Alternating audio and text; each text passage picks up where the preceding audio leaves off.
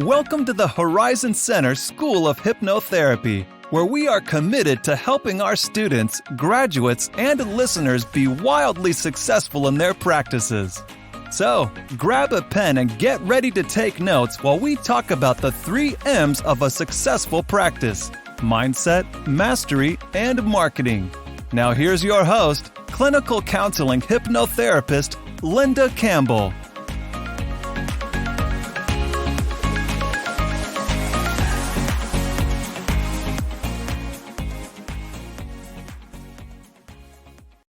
Hi, and welcome to the podcast.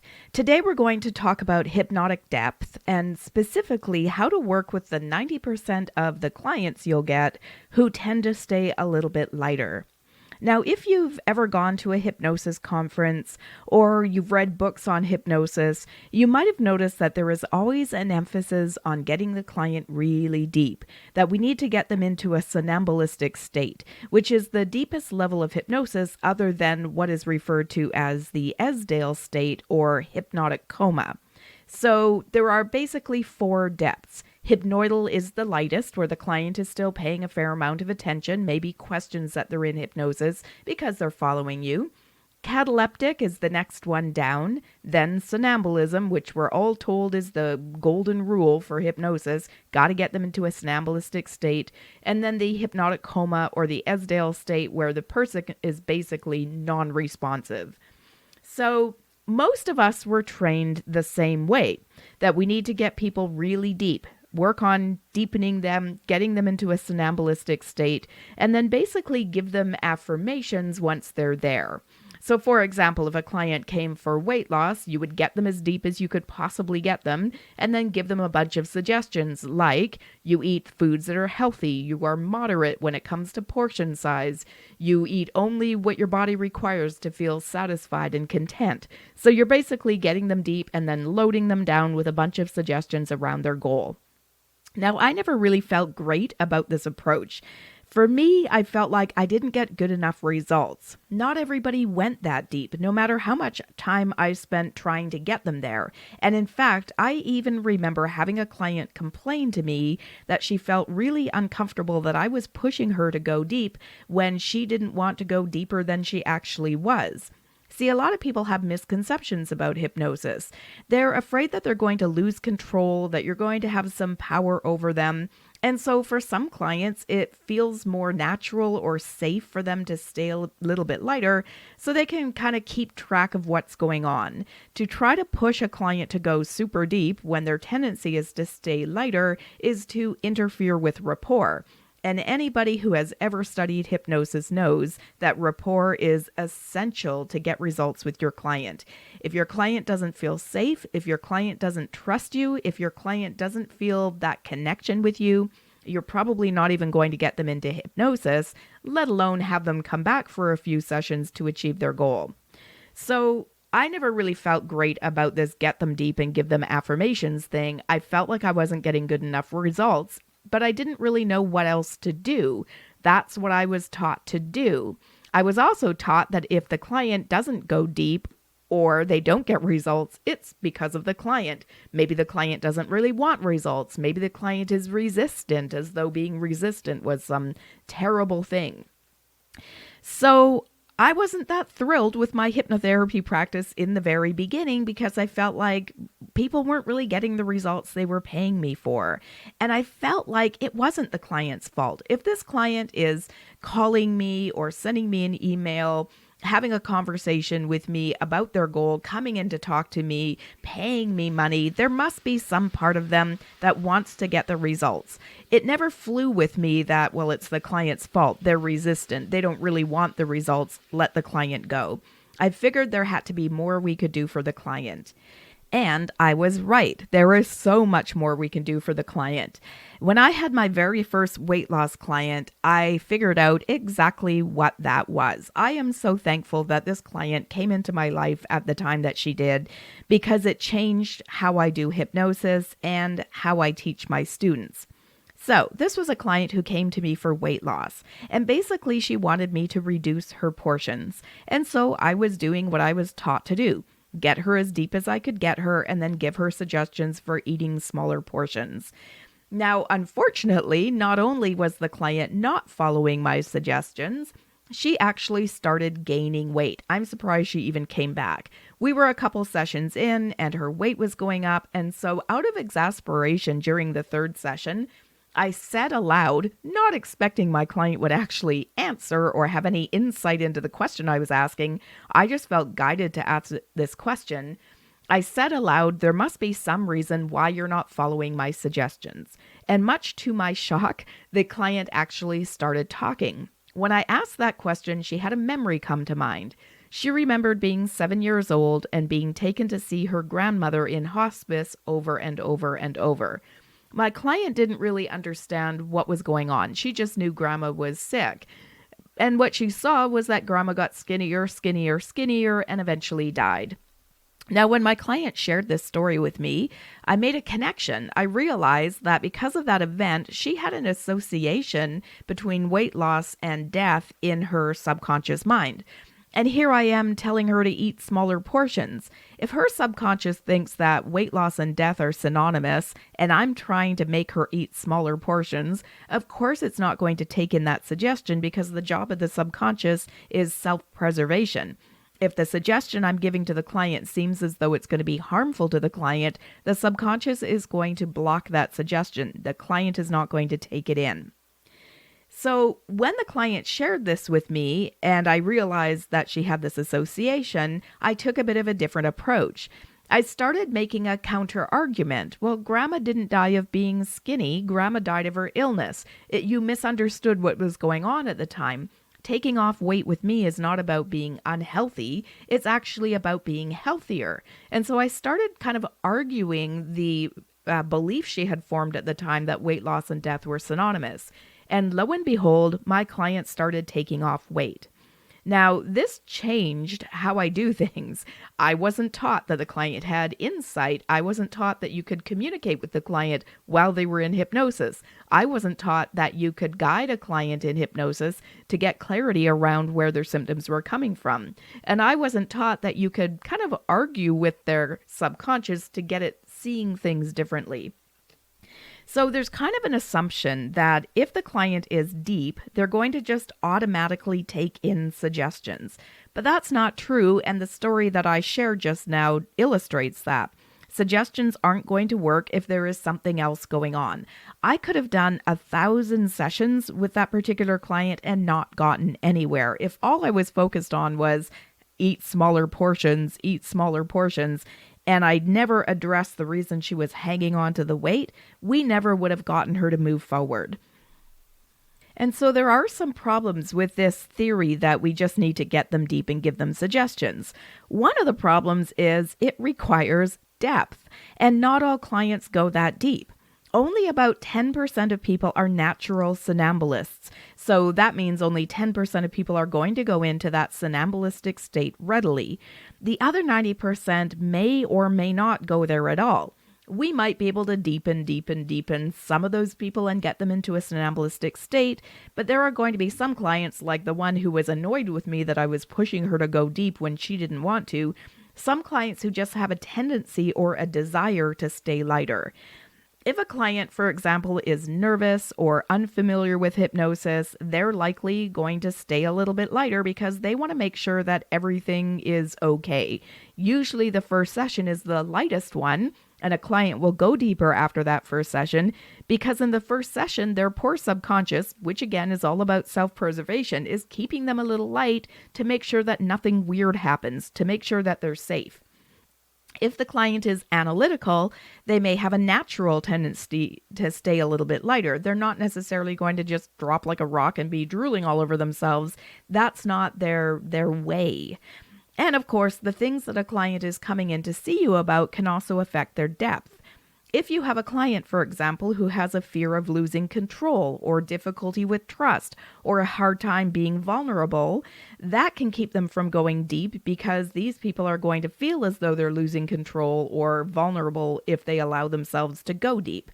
So, only about 10% of people is going to go deep and the rest are going to stay a little bit lighter. So, there's one of the major problems with get them deep and just give them suggestions.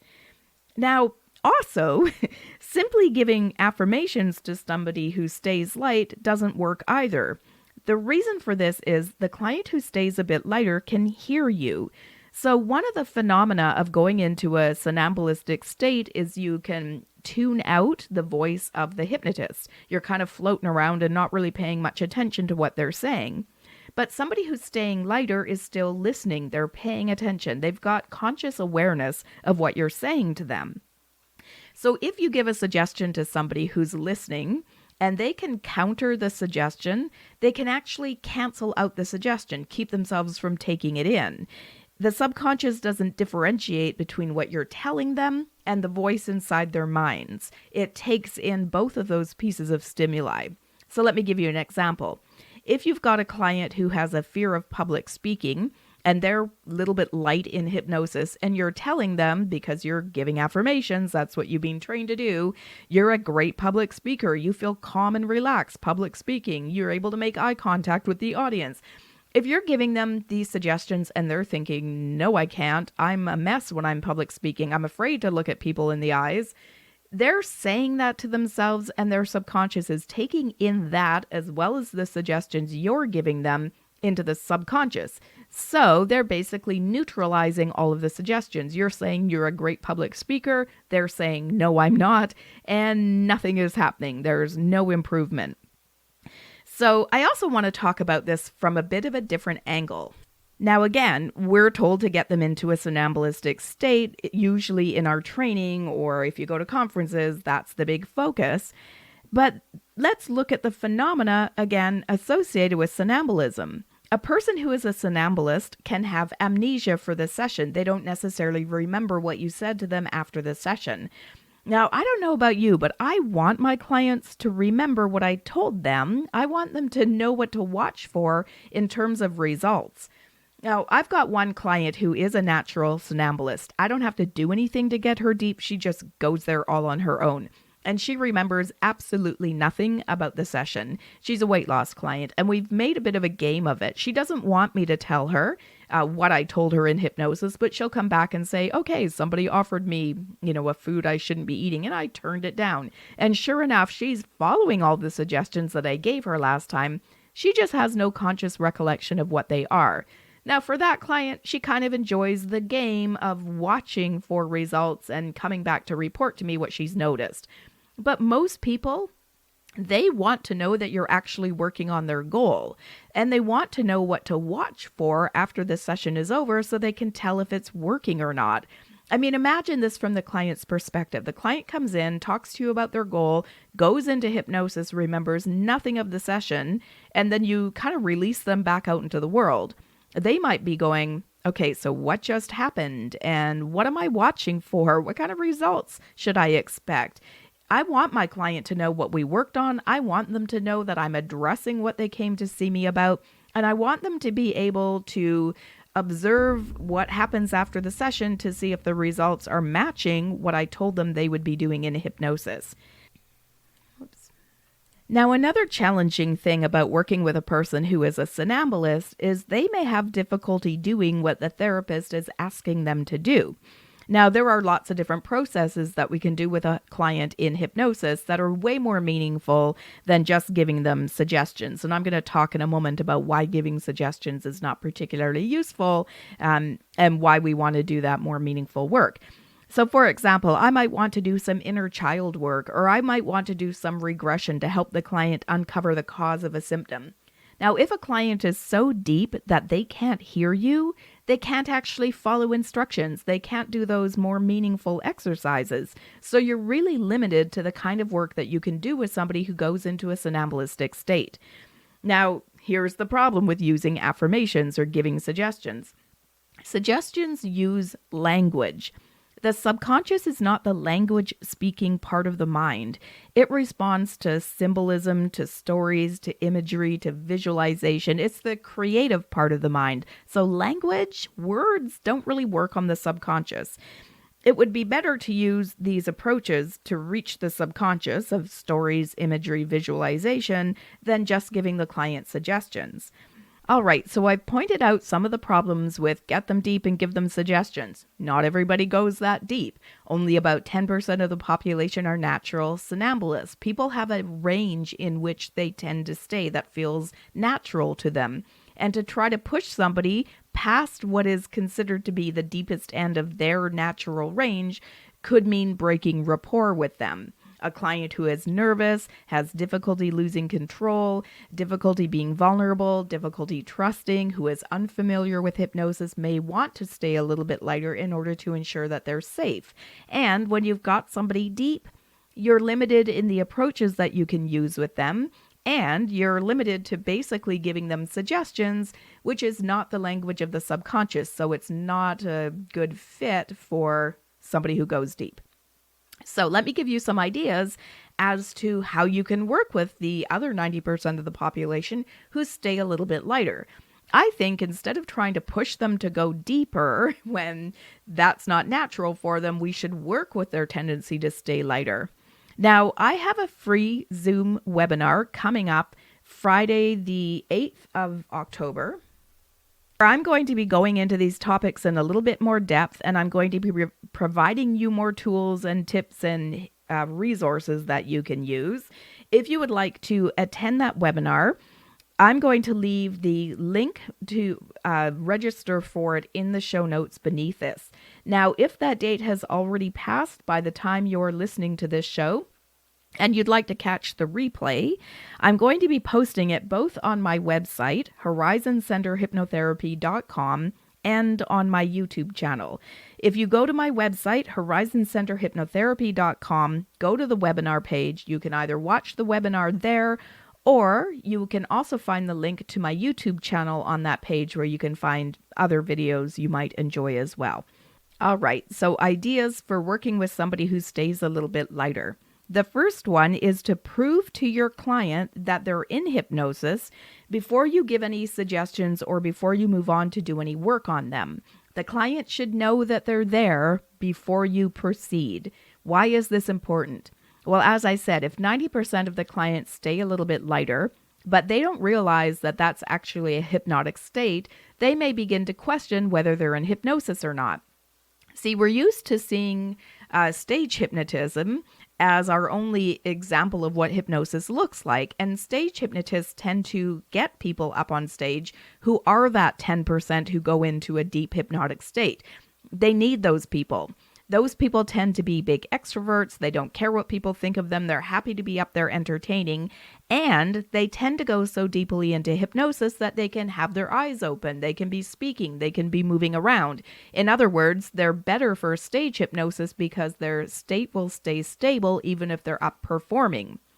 So because this is the example of hypnosis that we tend to see, people expect what they experience in hypnosis to look like what they see on stage. In other words, they're going to see, people really deep, people not, the stage hypnotist can point his magic sleep gun at them and say, sleep, and they just collapse into the person's lap next to them. So if the client's experience of hypnosis doesn't match what they see on stage, what they expect it to be, they're going to start questioning whether they're actually in hypnosis. Now, I said earlier that the client is taking in what you're telling them, but they're also responding to their own thoughts. So if you've got somebody in hypnosis and they're thinking to themselves, I'm not in hypnosis, I'm not there, this isn't working, this is bogus, they're actually giving those things to themselves as hypnotic suggestions. So you could very well have somebody in a hypnotic state, but they're relatively light. They don't recognize they're in hypnosis, therefore they start questioning it, and the questioning it pulls them out of hypnosis. So you want to prove to your client that they're actually in hypnosis so that instead of questioning and then pulling themselves out of hypnosis, they can be like, okay, something's actually going on here, and they can just go along with you. So how do you prove to the client that they're in hypnosis? Well, one way is to do an eye test. And I'm going to be giving you, if you attend the webinar, the script for this and demonstrate it and kind of walk you through it. So the eye test is essentially suggesting to the client that the little muscles around their eyes are nice and soft and relaxed. In fact, they're so soft and relaxed the client just can't open their eyes. And then you ask them to give them a little try, but the more they try, the more soft and relaxed those muscles become. And when they know those muscles are too soft and relaxed and the eyes are going to stay closed, they can give you a nod. So normally the client will be like trying to open their eyes, but they're really just wiggling their eyebrows around and moving their eyelids, but they never actually pop their eyes open. Because if they're in hypnosis, they're following suggestions. You've told them to try to open their eyes, which really suggests that they're going to fail, and that the more they try, the more soft and relaxed those muscles will become. So it can be a pretty dramatic test for the client, because if they're sitting there thinking, oh, I'm not in hypnosis, but then they try to open their eyes and they can't actually open them, it convinces them that something has happened. Now, that's one example of an eye test. I'll have another test for you at the webinar so that you have a plan B in case the client doesn't respond ideally to the first test. So that is the first suggestion, is prove to the client that they're in hypnosis in some way before you move on to doing any work, so that both you and the client know that they're there and the client isn't questioning anything and thereby pulling them out of hypnosis. Now, my second tip for working with somebody who tends to stay light is to get the client involved in the hypnotic process. Now, one of the things that I'll ask my clients to do in our very first session, because I know they're going to be following along and paying attention to what I'm saying, and I don't want them canceling out suggestions, questioning things I'm saying to them. I want whatever's going on inside their head to be reinforcing the work that we're doing, not working against it. So I'll say to my client that they don't have to follow me. We're accustomed to, oh, somebody's speaking to me, I better listen. We get that in school, don't we? We're taught to pay attention when somebody's talking to us. So I'll let my client know that it's okay to tune me out. It's okay to let their mind wander. But if they do find themselves following along and they'd like to help out, there is something they can do. When I say something they agree with, or I give them a suggestion they feel is a good fit for their goal, they can think yes, or they can repeat the suggestion to themselves. Now, I say this because, again, if the client is following along, we might as well use their mind to help them take in suggestions instead of having them inadvertently think something like, oh, I already tried that, that didn't work, or I don't know if that's going to work for me. I don't want my client questioning anything. I want my client in hypnosis thinking yes, yes, yes, or repeating things to themselves as a way of reinforcing the work that we're doing. Now, another tip is, instead of using generic scripts or basically giving affirmations to a passive client, that you work on uncovering the cause of the client's symptoms. Now, remember, suggesting away symptoms with a client who is lighter doesn't work because the client can question things. So I want my client thinking yes to everything that I'm saying to them. Instead of just suggesting away their symptoms, I want to make a good solid argument to convince their subconscious to let go of those symptoms. Let me give you a sense of the difference. Okay, so let's say that you've got a client who's come for public speaking and they really want to be more confident and more comfortable in front of an audience. Now, if I just do the typical get them deep and give them suggestions, and I'm saying you're a great public speaker, you're relaxed, I used this example earlier, the client is going to be thinking, no, I'm not, inside their mind. But if I can identify where they ever got the fear of public speaking, where did they ever get the idea they're a lousy public speaker? What was the event or the experience that impacted on them that led to them having that symptom? And I can address that, then we can move forward more easily. So let's say I do some regression to identify where the client, ever got thrown off when it comes to public speaking. And let's say they go back to being, 7 years old, they're giving their first presentation in class, and some kid at the back of the room laughs at them and it embarrasses my client. Well, now that I know that, I can think of things to say to help shift the impact of that event on my client. For example, I might say that where they are in life now, it's less likely that somebody's going to heckle them from the back of the room. I can't guarantee that people will always be polite and compassionate and considerate to them. But if somebody did snicker at the back of the room, who's going to look bad? My client or the person who did the snickering? I might make the argument that the people that they're presenting to now Of course, I want to check that this information is in fact true for the client. Let's say they have to give a presentation at work, for example, that the people they're presenting to now are interested in hearing what they have to say, are supportive, are, going to be tuning in and not heckling my client. So by understanding the event that had the impact on the client that left them with the symptoms that they have now, you can think of things to say to put that event into perspective. See, the work that I do is really focused on there are events that occur in our lives that cause us to form beliefs, and because of those beliefs, we develop a bunch of symptoms. And usually the client comes focused on the symptom. I'm a terrible public speaker. I want to be a better public speaker. But they're not necessarily looking at where they ever became a bad public speaker. How did that happen, right? There must have been something that threw that ability off in you, something you learned, something you experienced. If we can look for the cause of the client's symptom and then address it in the same way that I did with the client whose grandma got skinny, and then died because she was in hospice, if I can present an argument to help the client's subconscious see things differently, now the symptoms begin to shift on their own. Let's say the client had a belief because that kid snickered at her at the back of the room that public speaking is unsafe because people are going to laugh at me. If I can change that belief into public speaking is safe or people will be supportive, all of the symptoms that were linked to the original belief start to disappear on their own. And so I really recommend that instead of just giving them affirmations, you're a great public speaker, you get deep, sound, restorative sleep, you sleep through the night, you eat only healthy foods, or whatever it is, that you actually look for the cause of their symptoms and then do what I call hypnotic argument or reframing to help the subconscious shift a belief so that the symptoms begin to change as well. Now, if you come to the webinar, I'll give you a couple of processes for identifying the cause of the client's symptom. So I'll be giving you some scripts for that. Now, the last suggestion I have to you is to speak to both parts of the mind. So again, the subconscious is symbolic, creative. So it really likes stories, imagery, symbolism, analogies. The conscious mind is the rational, logical mind, so it responds to language and logic and facts, or what I think of as hypnotic argument. So if the client is following anyway, again, why not use their conscious mind to their advantage so they're not canceling out suggestions? So I do a combination of techniques that are geared towards the conscious mind, as well as techniques that are geared towards the subconscious mind.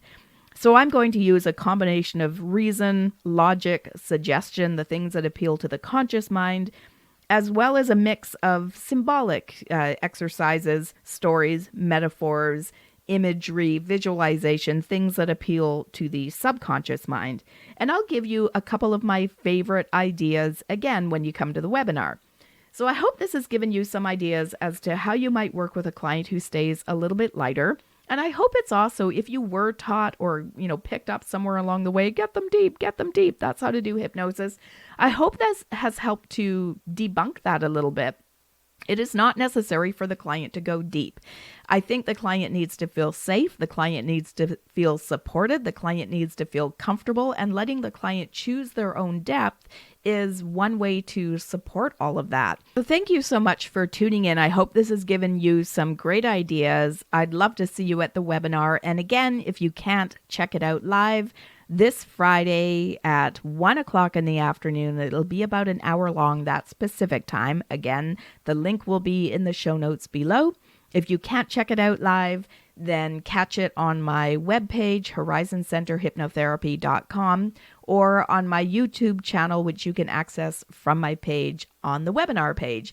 Thanks so much for listening, and have a wonderful rest of the week. Thanks for listening. Remember to check out the Horizon Center School of Hypnotherapy.com for courses, products, and to take advantage of the free test drive of the hypnotherapy certification training.